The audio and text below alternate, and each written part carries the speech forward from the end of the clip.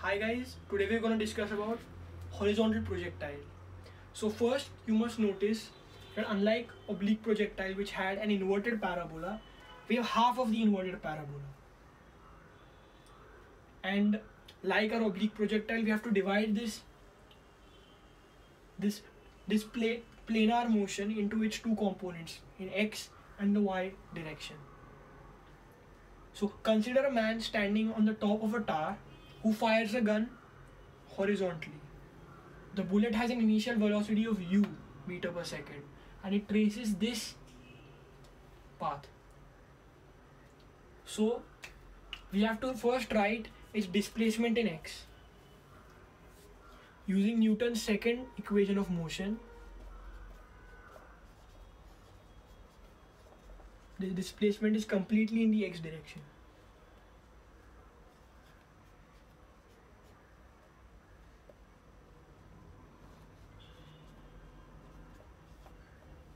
Please note that there is only a velocity in the x direction. The component of the velocity in the y direction is therefore 0.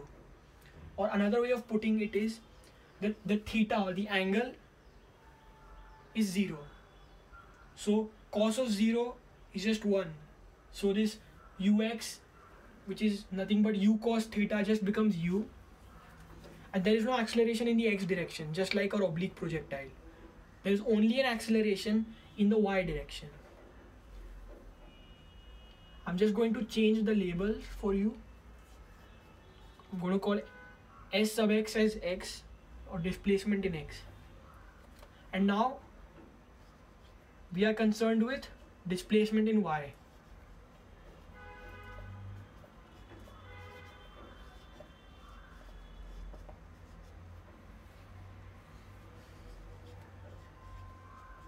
As I said before, there is no component of velocity in the y direction, and sine of 0 is just 0.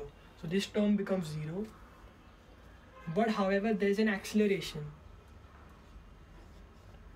in the y direction, which is plus g, because the object is getting accelerated towards the earth. I'm just going to write s sub y as y to indicate displacement in y direction.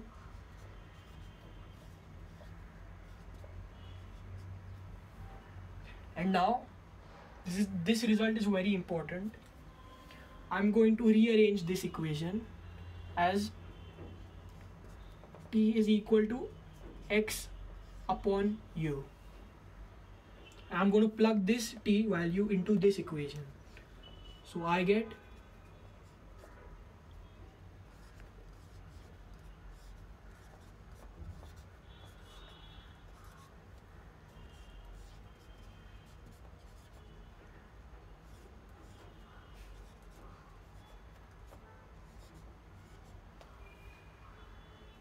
And now, since half g and u square are constants, y is proportional to x square.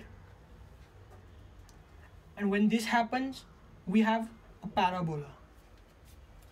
Hence, it proves that this motion, this projectile motion, is parabolic. And now we are concerned with the time of flight.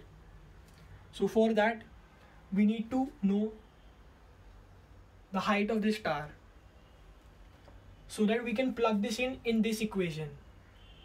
Because at this point, or capital T, this point which is also called the time of flight, this bullet covers this complete distance in the y direction. So we need to plug this value in this equation. So we have, instead of y, I'm going to write h. I'm going to rearrange everything.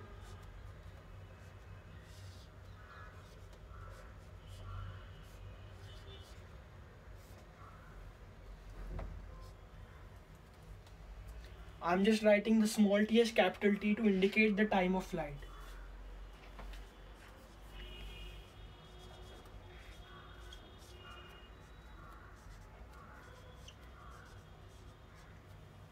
And when I have this, I can also calculate the horizontal range or the maximum displacement in the x direction. So for that, ideally I'm going to put this t value in my displacement in x equation, because that will be the displacement at time root of 2h over g. Let me do that. Let me write my x as r to indicate horizontal range. I'm going to plug in that value.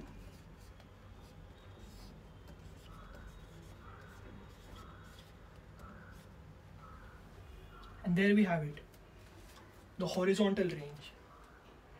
Unlike our oblique projectile, we do not need to be concerned with the max height, because that's already given to us. That's the height of the tower. And these are all the necessary equations we require to solve many of the physics problems and numericals that you may encounter in high school or otherwise. So this is all from my side for horizontal projectile. If you have any doubts, please post them in the comment section. Please like, share, subscribe, press the bell icon, recommend me to your friends, peers, etc. Thank you. Have a good day.